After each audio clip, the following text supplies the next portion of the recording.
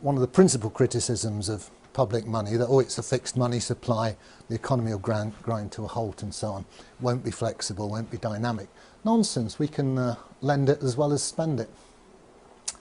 So in that case, we add on these two new money flows. The state lends it to, well, we don't want to lend it to any Tom, Dick or Harry perhaps. We want credit-worthy, what we might call principal borrowers. Typically a bank. And the banks could perhaps participate in reverse auction. The state could say, well, here's 100 billion new money, we're going to lend it to the best bids. Okay, you guys submit your IOUs and we'll choose the best one.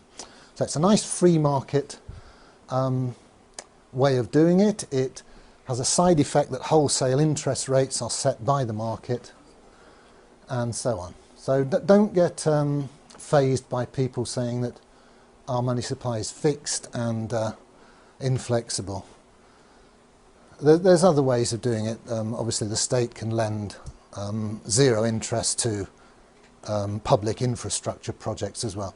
I'm just highlighting this because it's something I've been discussing with Bill Still, who's on the libertarian ticket, and he wants some free market answers to meet his critics.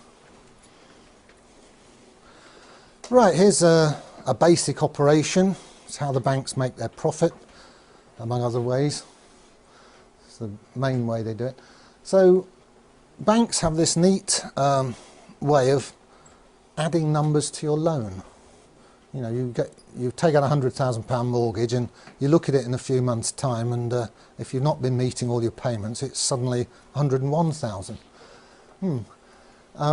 Conversely, all the people who are making deposits with the bank, they get some interest added to their accounts. Not much these days, and the difference between what's added to loans, what adds to the bank's assets, and what's added to the customers' deposits, which increases the bank's liabilities, that's called the spread and gives the bank a lot of its gross profit. It also, of course, charges fees and all sorts of other little niggly ways of getting money out of you. But basically the interest rate spread is their business model.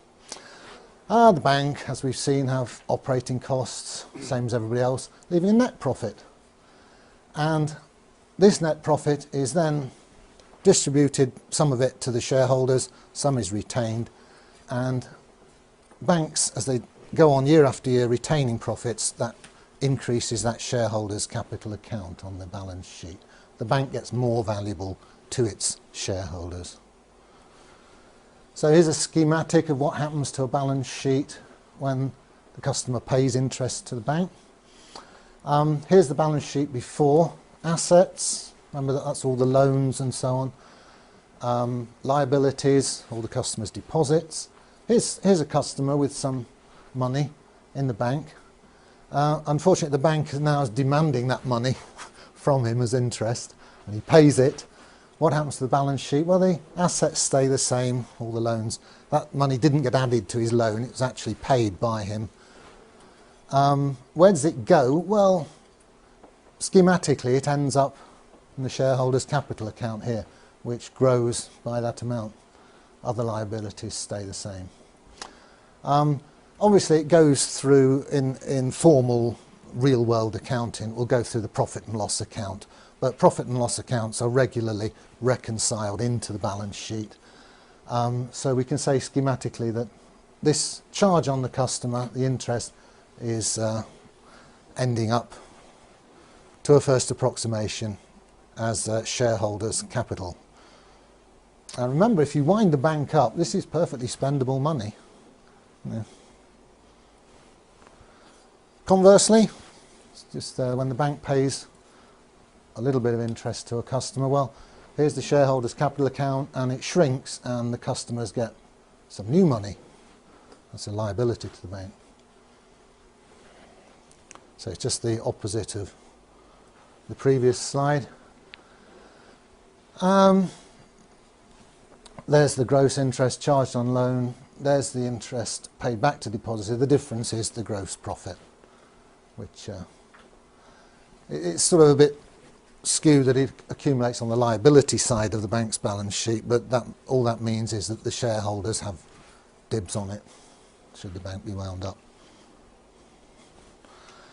Okay, I'll switch tack now to the basic structure of the UK banking system, which is a two-tier system. There's a bunch of banks, high street banks, Lloyds, HSBC and Barclays, etc. And the customers interface with those commercial banks. We deposit our money there and we take loans from them. Each of those banks has its own reserve account at the Bank of England, the central bank. As we'll see, the numbers here that the banks have on their asset sides have different qualities to the numbers here, the ones we get to use, or renter currency. We can't get our hands on the stuff there, unfortunately, although we own it, the bank. So here's a schematic of the two-tier money system. Here's us out here in the economy using what are called broad money numbers. Those ones that have been lent into existence, they're just called broad money. There's a lot more of them than what's called the base money, which circulates between the banks. Goes from one reserve account to another within the computers at the Bank of England.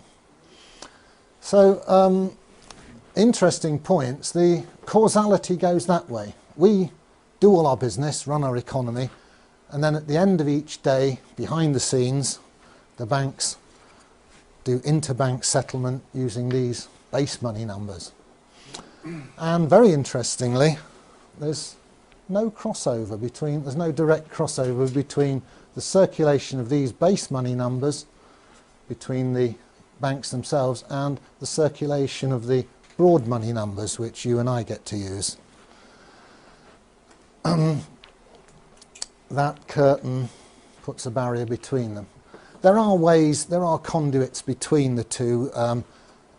Technically, you can buy and sell gilts here, and you can buy and sell gilts here, and the banks can order physical cash here, and we can get hold of physical cash. But as regards the electronic money, that's more or less all of our medium of exchange, these two circulations are disjoint, they don't cross over.